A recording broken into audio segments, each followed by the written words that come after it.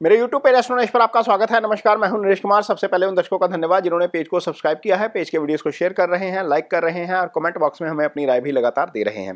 दोस्तों, आज का वीडियो मार्केट में इन्वेस्ट करने वाले निवेशकों के लिए है और ये वीडियो देखने के बाद आपको समझ में आएगा कि मार्केट में लोग इतना लूज क्यों कर जाते हैं, पैसा इतना गवा क्यों देते हैं। सेबी जो हमारा मार्केट रेगुलेटर है उसका स्टडी बोलता है कि 90 से लेकर 95% लोग जो हैं, जो निवेशक हैं, वो शॉर्ट टर्म ट्रेडिंग में जो है वो घाटे में जाते हैं और बहुत चंद लोग हैं जो मार्केट में पैसा कमाते हैं। तो यहां पर इस वीडियो में आपको बताने की कोशिश करेंगे कि आपके कुंडली में कौन से ग्रहों का जो कॉम्बिनेशन है जो आपको मार्केट में सफलता दिला सकता है। यानी कि आप मार्केट में पैसे बहुत कमा सकते हैं, लेकिन वो पर्टिकुलर प्लैनेटरी कॉम्बिनेशन आपके पास होना चाहिए।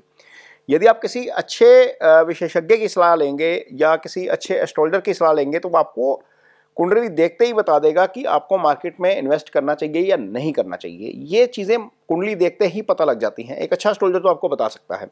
तो खैर, कुंडली पे आते हैं। तो सबसे पहले जो कुंडली है उसमें 12 भाव होते हैं। ये कुंडली आपके सामने है, सबको पता है 12 भाव होते हैं। इसमें एक 11वां भाव आय का होता है, दूसरा भाव होता है धन का। जो कुंडली का दूसरा भाव होता है धन का। ये बहुत इंपॉर्टेंट फैक्टर हैं। इन दोनों घरों का कारक होता है जुपिटर। जुपिटर कुंडली में भाग्य स्थान का भी कारक है, आय स्थान का भी कारक है, धन स्थान का भी कारक है, पंचम का भी कारक है। पंचम वैसे सुप्त भाव होता है, लेकिन इजी गेन्स आपको लाइफ में यहीं से मिलते हैं। यदि ये 4 भाव आपकी कुंडली में अच्छे हैं तो निश्चित तौर पर आपको मार्केट में सफलता मिल सकती है। लेकिन ये सिर्फ एक फैक्टर है। यहां पर कुंडली में साथ साथ आपको भाव भी बता रहे हैं। कुंडली में दूसरा ग्रह जो आपको सफलता दिलाता है वो है 2 भावों का स्वामी, आय स्थान का स्वामी और धन भाव का स्वामी। आय भाव और धन भाव का स्वामी अलग अलग लग्नों में अलग अलग हो सकता है। जैसे मान लीजिए मेष लग्न की पत्रिका है, तो मेष लग्न की पत्रिका में आय भाव का स्वामी शनि हो जाएगा और आपका धन भाव का स्वामी शुक्र हो जाएगा। तो कुंडली में ये दोनों ही ग्रह अच्छे होने चाहिए। यदि हम कुंभ लग्न की पत्रिका निकालेंगे तो दोनों में ही गुरु ही जो है वो आय और धन भाव का स्वामी हो जाएंगे। यदि हम सिंह लग्न की पत्रिका निकालेंगे तो उसमें बुध ही जो है वो आय और धन भाव दोनों के स्वामी हो जाएंगे। तो बुध का इन आय भाव और धन भाव के स्वामी होने के कारण के नाते होना भी अच्छा है। बुध का मार्केट का ट्रेड का कारक होने के कारण भी जो है वो कुंडली में होना अच्छा है। तो मोटे तौर पर आय भाव, धन भाव, पंचम भाव आपका बुध, गुरु और लगन का स्वामी यदि ये मजबूत स्थिति में हैं तो निश्चित तौर पर आपको बाजार में अच्छे रिटर्न्स मिल सकते हैं। लेकिन ये सारे ग्रह अपनी जगह ठीक हैं। एक ग्रह जो सबसे ज्यादा इंपॉर्टेंट रोल प्ले करता है और जिसके बारे में बहुत कम चर्चा होती है वो है आपका चंद्रमा। चंद्रमा आपके इमोशंस का कारक है। चंद्रमा के कारण ही आप मार्केट में ग्रीड या फियर फैक्टर के शिकार हो जाते हो, क्योंकि मार्केट में इमोशंस का ट्रेड ज़्यादा होता है, पैसे का कम होता है। आपको जो सौदा सस्ता लग रहा है, हो सकता है वो मुझे महंगा लग रहा हो, मैं उसमें से निकल जाऊंगा, आप उसको खरीद लोगे। ये दोनों के इमोशंस के ऊपर डिपेंड है। किसी ने हो सकता है वो मार्केट में बहुत नीचे से खरीदा हो, वो उसको लग रहा है कि बहुत महंगा हो गया, मैं इसको बेच देता हूँ। और दूसरा भी मार्केट में एंट्री कर रहा है, वो मार्केट में देख रहा है कि उसके फंडामेंटल ठीक है, टेक्निकल ठीक है। एक व्यक्ति खरीदने के लिए तैयार बैठा है, एक व्यक्ति बेचने के लिए तैयार बैठा है। तो दोनों के इमोशंस अलग अलग हैं। तो मार्केट में इमोशंस का ट्रेड हो रहा है। यदि आपकी कुंडली में मून की पोजीशन ठीक नहीं है तो आप इंट्राडे में ट्रेड अच्छे तरीके से नहीं कर पाओगे। इवन स्विंग ट्रेडिंग में भी आप थोड़े से घबरा जाओगे। आपने पोजीशन ले रखी होगी, आप पोजीशन घाटे में काटोगे। मान लीजिए आपने एक लॉन्ग टर्म पोजीशन ले लिया, आपको लगता है कि मैं मार्केट में पैसा लेके निकलूंगा और आपके पास सारे टेक्निकल फंडामेंटल सब कुछ ठीक है, आपको लग रहा है कि ठीक हो जाएगा, कोई दिक्कत नहीं है और मेरा जो ट्रेड है वो ऊपर ही जाने वाला है, शेयर ऊपर ही जाने वाला है। आपने वो शेयर 100 रुपये में खरीदा, 120 पे गया। आपके मन में या तो ग्रीड आ जाएगा या फियर आ जाएगा, यार कहीं ये गिर ना जाए, 20 रुपये आ रहे हैं, काट लेता हूँ। आपने काटा, शेयर भागा 150 के ऊपर। तो वहां क्या हुआ, फिर आपके हाथ में नहीं आएगा वो, फिर आप उसको 130 पे दोबारा खरीदोगे। ये तब होता है जब आपका मून कॉम्प्रोमाइज हो जाता है। मून की पोजीशन आपकी कुंडली में बहुत मैटर करती है।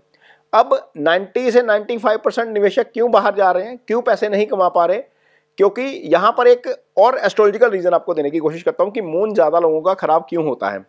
मून खराब होने के बहुत सारे रीजन है। पहली बात तो मून यदि आपकी कुंडली में 6, 8, 12 में आ जाएगा तो खराब हो जाएगा। मून राहु केतु एक्सिस में आ जाएगा, खराब हो जाएगा। मून सूर्य के साथ आ जाएगा, अल्टीमेटली अमावस का जन्म हो जाएगा, अस्त हो जाएगा।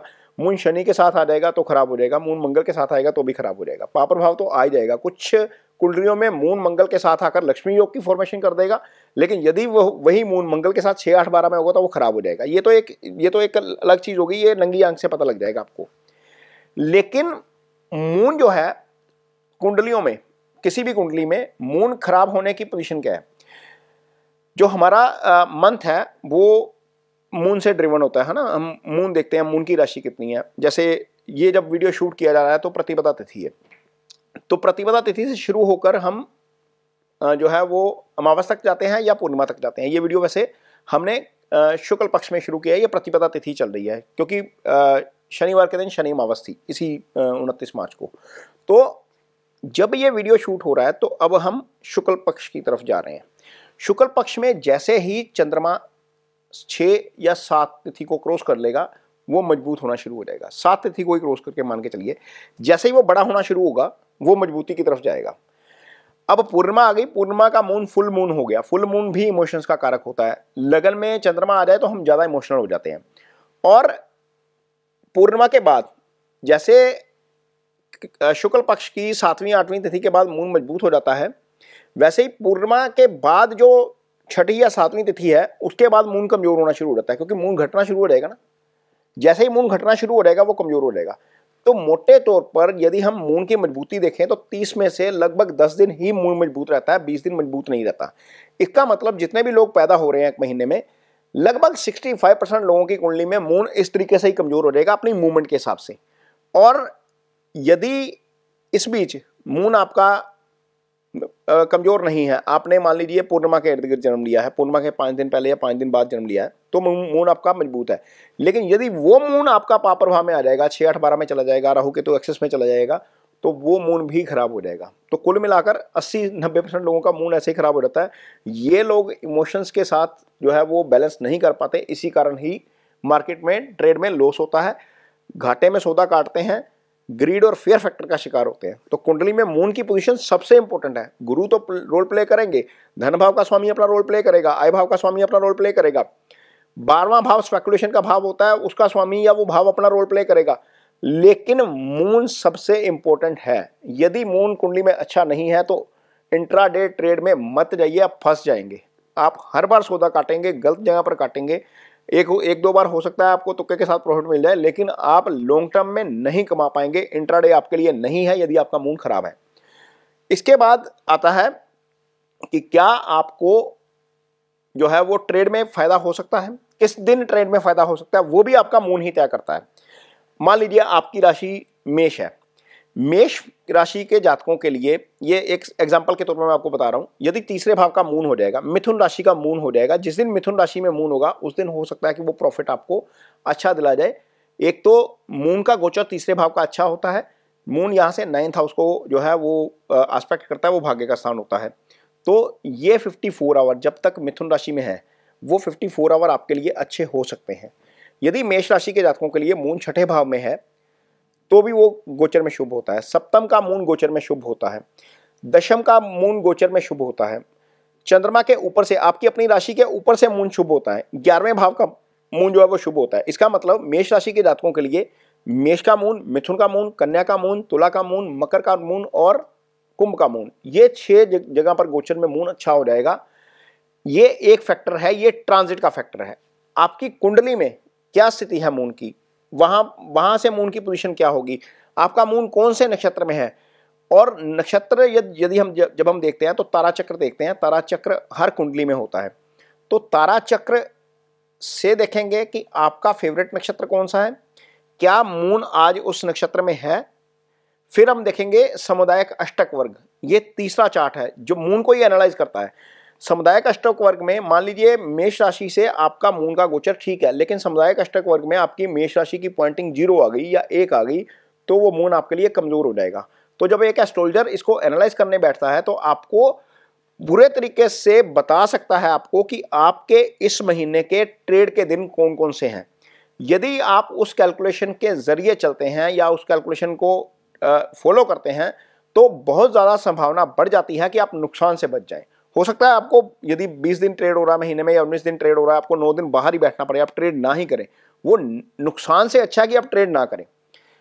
इस एक महीने में हम 8 या 10 दिन ऐसे निकाल सकते हैं जब आपके मून की पोजीशन आपके चार्ट के अकॉर्डिंगली बहुत फेवरेबल होती है। तो यदि वो 8 या 10 दिन कोई एक एस्ट्रोलॉजर आपके चार्ट को देख के एनालाइज कर ले, तो निश्चित तौर पर आप बाजार में लॉस में नहीं निकलेंगे। सिर्फ एक फैक्टर, यदि हम इमोशंस को कंट्रोल कर पाए तो हम बहुत सारा पैसा नुकसान होने वाला बचा लेंगे, हमारे मुनाफे की गुंजाइश जो है वो थोड़ी सी ज़्यादा बढ़ जाएगी। ये एक जो वीडियो बनाया है ये एस्ट्रो एनालिसिस के लिए है सिर्फ, इसमें कोई भी कहीं ट्रेड की सलाह नहीं है। जैसे मैंने मेष राशि को बोला कि तीसरे, छठे, 7वें या राशि के ऊपर से या 10वें 11वें से है चंद्रमा, तो आपको फायदा हो सकता है, निश्चित तौर पर फायदा हो सकता है, आपका वो दिन अच्छा रह सकता है। लेकिन ये जरूरी नहीं कि उस दिन आपको ट्रेड में भी फायदा हो जाए, उसके लिए आपके दूसरे फैक्टर भी काम करेंगे, वो आपकी इंडिविजुअल कुंडली के ऊपर डिपेंड करेगा। तो ये वीडियो आपको कैसा लगा इस पर कमेंट बॉक्स में अपनी राय जरूर दीजिए। यदि ये वीडियो अच्छा लगे तो उसे शेयर जरूर करिए, पेज को सब्सक्राइब जरूर करिए और कमेंट करके मुझे ये बताइएगा कि कितने लोगों को मार्केट में लॉस होता है सिर्फ अपने इमोशंस के कारण।